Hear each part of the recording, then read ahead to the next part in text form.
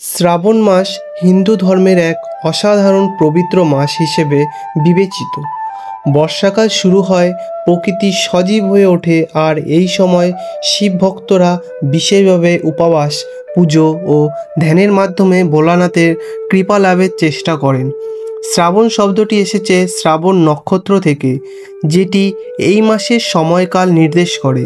বলা হয় এই সময় দেবতারা বিশ্রামে থাকেন এবং শিব হয়ে ওঠেন ভক্তদের একমাত্র আশ্রয়। এই মাসের প্রতিটি সোমবার শিবের পুজোর জন্য নির্ধারিত। তবে শুধুই সোমবার নয়, শুক্লপক্ষের প্রতিপদ অর্থাৎ প্রথম তিথিও এক পবিত্র সূচনা। এই তিথি মূলত শুভ কর্মের জন্য নির্দেশ করে। নতুন ব্রত শুরু, সংকল্প গ্রহণ কিংবা যে কোনো ধ্যানমগ্ন কর্মে আত্মনিয়োগের জন্য এই তিথিকে অত্যন্ত শুভ বলা হয়। শ্রাবণ মাস এক পবিত্র সময়। দেবাদিদেব মহাদেবের প্রিয়তম এই মাসে প্রকৃতি ভিজে ওঠে এক আধ্যাত্মিক আবেশে। ভক্তির স্রোতে ভেসে যায় সারা ভারত। আর এই মাসের শুরু শ্রাবণের শুক্লাপক্ষ প্রতিপদ তিথি। এটি শুধু একটি দিন নয়, এটি আত্মার সাথে ঈশ্বরের সংযোগ স্থাপনের এক ঐশ্বরিক মুহূর্ত।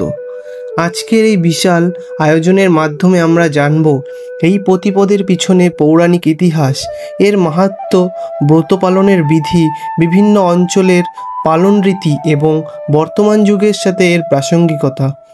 আপনি যদি শিব ভক্ত হন অথবা আত্মিক শান্তি খুঁজে বেড়ান, তবে এই ভিডিও আপনার জীবনে এক নতুন আলো এনে দেবে। তাই চলুন শুরু করি শ্রাবণ শুক্লাপক্ষ প্রতিপদ এর মহাযাত্রা। প্রাচীন পুরাণ অনুসারে শ্রাবণ মাসে বহু গুরুত্বপূর্ণ ঘটনা ঘটেছে। শিব ও পার্বতীর মিলনে এই মাসে প্রতিপদ থেকেই হিমালয়ের কন্যা পার্বতী তপস্যার পর প্রথমবার শিবের দর্শন পান। দীর্ঘ কঠিন তপস্যার ফলে শিব পার্বতীর প্রেমে সাড়া দেন। এই প্রেম কাহিনী প্রতিপদের সাথে জড়িয়ে আছে। সমুদ্র মন্থন ও হালহাল পান। এই মাসেই দানব ও দেবতারা সমুদ্র মন্থন করে। প্রথমে উঠে আসে ভয়ঙ্কর বিষ হালাহল, যা গোটা বিশ্ব ধ্বংস করতে পারে। ভগবান শিব তা নিজে নিজে পান করে নীলকণ্ঠ রূপে আবির্ভাব হন। এই ঘটনা স্মরণে শ্রাবণ মাসে শিবের গলায় জল ও দুধ ঢালা হয়। গঙ্গার অবতারণ। ব্রহ্ম ও বিষ্ণু অনুরোধে ভগবান শিব গঙ্গাকে তার জটায় ধারণ করেন। গঙ্গা অবতারণও সেই মাসে ঘটেছে বলে বিশ্বাস করা হয়। এইসব কাহিনীগুলি মাধ্যমে বোঝা যায় শ্রাবণ মাস এবং এর প্রতিপদ তিথি শুধুই একটি ধর্ম নয়, বরং একটি আধ্যাত্মিক উৎসব। প্রতিপদ তিথিতে শিবের পূজা করা সর্বাধিক ফলপ্রদ বলে ধরা হয়। এই তিথিতে বিভিন্ন নিয়ম নীতিগুলি চলুন জেনে নিই। ব্রহ্ম মুহূর্তে উঠে শুদ্ধ জল স্নান করুন। গঙ্গা জল থাকলে তা দিয়ে শিবলিঙ্গ স্নান করান। শুদ্ধ ধূপ, ঘৃত, প্রদীপ, বেলপাতা, শ্বেত পুষ্প, দুধ, দই, মধু, ঘি ইত্যাদি নিবেদন করুন। মন্ত্রপাঠ করুন। ওং নমঃ শিবায়। ফলাহার গ্রহণ করে দিনটি উপবাস করুন। জল ও ফল ছাড়া অন্য কিছু গ্রহণ করবেন না। গরিবকে বস্ত্র, অন্ন, দক্ষিণা দান করুন। বিশেষ করে এতে পিতৃদেবতা সন্তুষ্ট হন। নির্জনে বসে শিবের ধ্যান করুন। একাগ্রে মনে প্রার্থনা করলে মনোকামনা পূর্ণ হয়। ভারতের বিভিন্ন রাজ্যে এই তিথি নানা রূপে পালিত হয়। গুজরাটে এই দিন শুরু হয় ডাসামা ব্রত, যেখানে নারীরা 10 দিন উপবাস রাখেন।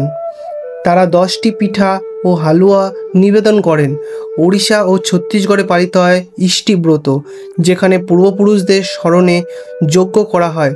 পিতৃপুরুষদের সন্তুষ্ট করতে এটি একটি অতি গুরুত্বপূর্ণ ব্রত। মহারাষ্ট্রের শ্রাবণ প্রতিপদ মানে পরিবারের সম্মিলিত শিব পূজা। বহু পরিবারে বাড়িতে পূজা ঘরে বিশাল আয়োজন করা হয়। বাংলায় অনেকে এই তিথি পিতৃতর্পণ করেন এবং বেলপাতা সহ শিব পূজা করেন। গ্রামীণ এলাকায় লোকগান ও কীর্তনের মাধ্যমে এই তিথি পালন করা হয়। আজকের ব্যস্ত জীবনে সময়ের অভাবে আমাদের আধ্যাত্মিকতা থেকে দূরে সরিয়ে দিচ্ছে, অথচ এই প্রতিপদ তিথি আমরা স্মরণ করিয়ে দেয় আত্মিক শুদ্ধি জীবনের মূল উদ্দেশ্য। এই ব্রতে আমরা আমাদের মন একাগ্রী করতে পারি, নেগেটিভ শক্তি দূর করতে পারি, শরীর ও মানসিক শক্তি পেতে পারি। ব্রত পালন করা আচার শুধু নয়, এটি একটি ধ্যান ও একটি থেরাপি। যারা নিয়মিত উপবাস ও ধ্যান করেন তারা বলেন এই ব্রত তাদের জীবনের চিন্তা, কর্ম ও সিদ্ধান্তকে বিশুদ্ধ করেছে। আজ আমরা জানলাম শ্রাবণ শুক্লা প্রতিপদ তিথির মাহাত্ম্য। এ এক পবিত্র সূচনা যেখানে আমরা আমাদের জীবনের গতি ঈশ্বরমুখী করি। শিবই সর্বোচ্চ সত্য, তাকে স্মরণ করলে আমরা জীবনের সংকট থেকে মুক্ত হতে পারি। তাই আসুন এই তিথি আমরা সবাই শিবচরণ নিজেকে সমর্পণ করি, শুদ্ধ হৃদয়ে বলি ওং নমঃ শিবায়। ধন্যবাদ এই আধ্যাত্মিক যাত্রায় আপনার সঙ্গ জন্য। ভিডিওটি ভালো লাগলে লাইক শেয়ার করুন এবং সাবস্ক্রাইব করতে ভুলবেন না এবং আপনার মতামত কমেন্টে জানান।